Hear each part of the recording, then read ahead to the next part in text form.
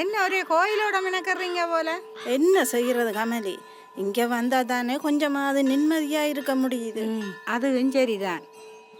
உங்களுக்கு விஷயம் தெரியுமே, ரத்தினமணி இந்த மூத்த மாளுக்கு கல்யாணம் சரி வந்துட்டு தான். நல்ல விஷயந்தானே. அவர் பட்ட கஷ்டத்துக்கு இனியாவது நல்லா இருக்கட்டும். அது சரி, உங்களோட எழில் இப்போ என்ன செய்கிறார்? அவளை நினச்சாதான் மனசு கஷ்டமாக இருக்கு. ஏன் அப்படி சொல்கிறீங்க?